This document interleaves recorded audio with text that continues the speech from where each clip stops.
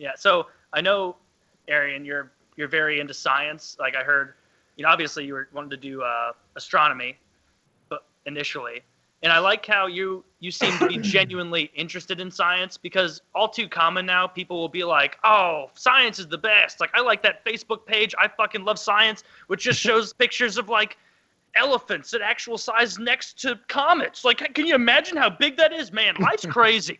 Like that, like that kind of shit.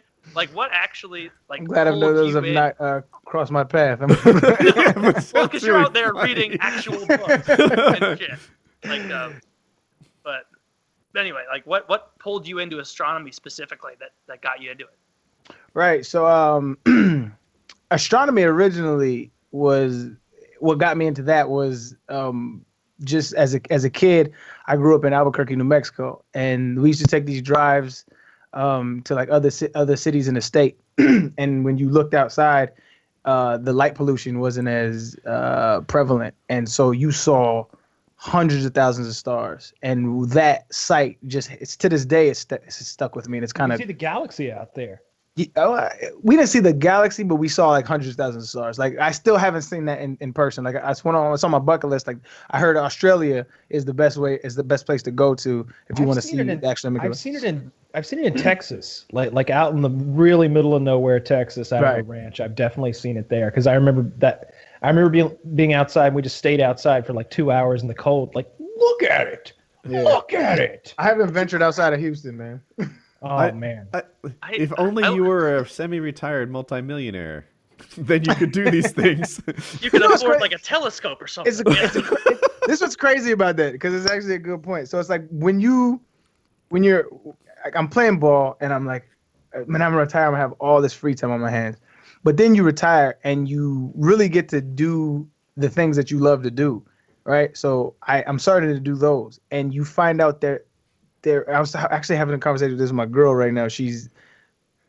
We were just talking about this. She was telling me I was telling her how when I was playing ball, I felt like there wasn't enough time in the day. But now that I'm not playing ball, I used to just say that, but like now I really feel that, because now I can't really do everything that I want to do. I wake up 7, 8, 9 o'clock, and then like all of a sudden you look and it's 5 p.m. You're like, what the fuck? And now you can't do the things that you want to do to the extent that you want to do them. Because I want to do a podcast. I love music. I'm putting out a music project. I'm taking math classes. I'm trying to go back to school for physics. Like, so I'm trying to do all of these things, and you really realize, Jesus Christ, there's not enough time in the day. It's good that you're packing your time so much productively. Like, I imagine it would be really tempting, and I'm sure, well, a ton of ex-NFL players, and I'm sure a lot of them go the route of like, well, career's over, I am retired, pack it up, I'm gonna get drunk by my pool, or go do this and that. Yeah, play Madden. I definitely play Madden, but you do see that a lot though, and it's really sad. And like guys have a hard time adjusting because football was their life. And I always, even when I was playing, I kind of like wanted to distance myself from like talking about football all the time and being, because I just kind of treated it like a job. And although it was my passion at one point in time, I didn't want to get so involved in it because I knew it was going to end. And when you start to see the light at the dark at the end of the tunnel come to the close of your career, like you want to have things to fill your passions with or your desires with.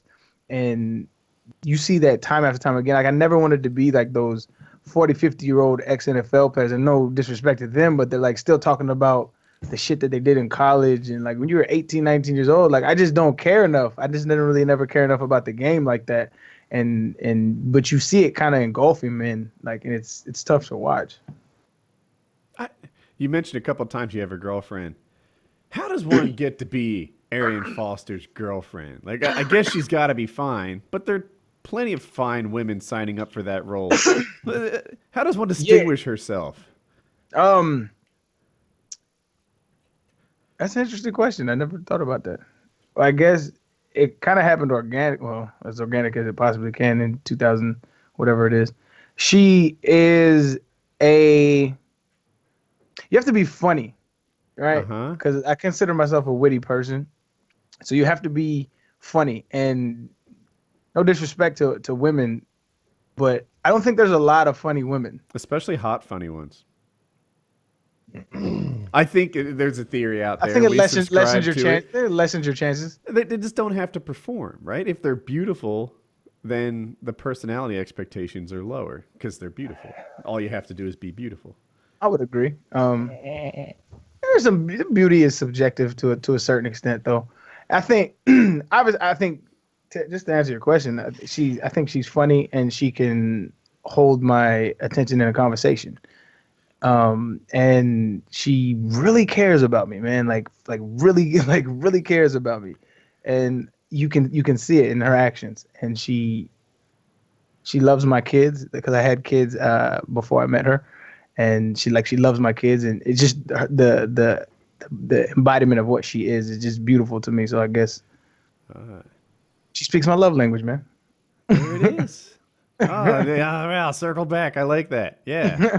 Yeah, my wife is also huge in terms of like being a incredible support system. Right. You know, that foundation, the someone who's on your side, and that counts for a lot. It really does. You feel like you always have somebody in your corner, and you have somebody to talk shit about the world with at the end of the day. There it is.